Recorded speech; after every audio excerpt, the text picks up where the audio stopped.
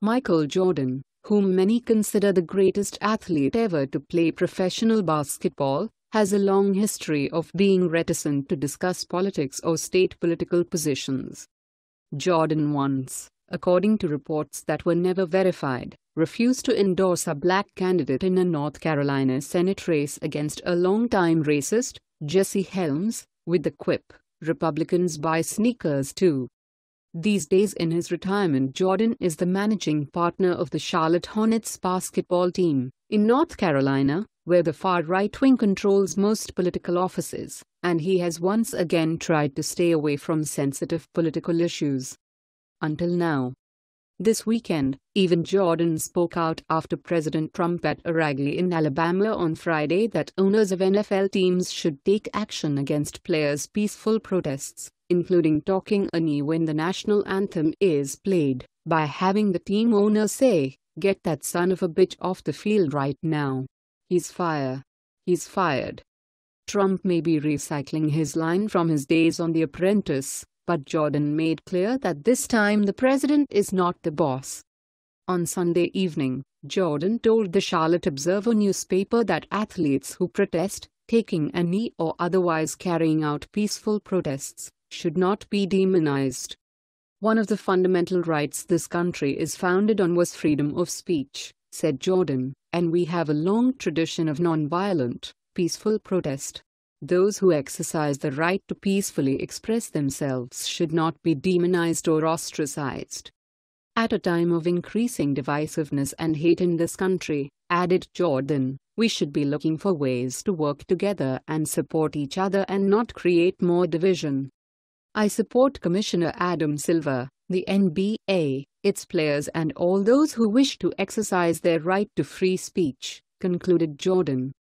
Jordan's reference to the Professional Basketball League, which obviously also applied to pro football, put him on record along with other NBA team owners, players, and even the league's commissioner, as rejecting Trump's call to treat protesters as pariahs. The NBA was drawn into Trump's tirade last week after Golden State Warriors superstar Stephen Curry, arguably the greatest player active in the game today, said he would not go to the White House to meet with Trump, who was to honor him and his team for winning the World Championship of Pro Basketball last season. In response, Trump withdrew his offer for a visit to the entire team in a tweet. Trump's withdrawal of an invitation, which had actually not yet been formalized, came shortly after Curry's position was discussed on the morning show Fox and Friends, which Trump is known to frequently watch. Visiting the president in D.C. is customary for American championship teams, reported Sports Illustrated online. Curry, head coach Steve Kerr and other members of the Warriors have been outspoken against President Donald Trump, his policies and his stances on social issues in the past, and Curry's comments then come as little surprise after he said the same thing in June. The Warriors responded in a statement, "We accept that President Trump has made it clear that we are not invited. We believe there is nothing more American than our citizens having the right to express themselves freely on matters important to them. We are disappointed that we did not have an opportunity during this process to share our views or have an open dialogue. No issues impacting our communities that we felt would be important to raise."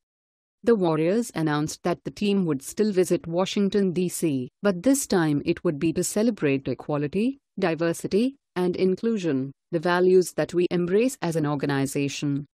On Saturday, Warriors general manager Bob Myers told ESPN that the team was considering a visit to the Smithsonian National Museum of African American History and Culture while in the nation's capital. Curry had set the tone on Friday when he responded to Trump's comments in Alabama, where he had gone to support a candidate in a close special election for the Senate. "You can talk about all the different personalities that has said things and done things, from Kaepernick to what happened with Michael Bennett to all sorts of examples of what has gone on in our country that has led to change," Curry told reporters on Friday. "We're all trying to do what we can using our platforms, using our opportunities to shed light on that," added Curry. "That's kind of where I stand on that. I don't think us going to the White House will miraculously make everything better, but this is my opportunity to voice that.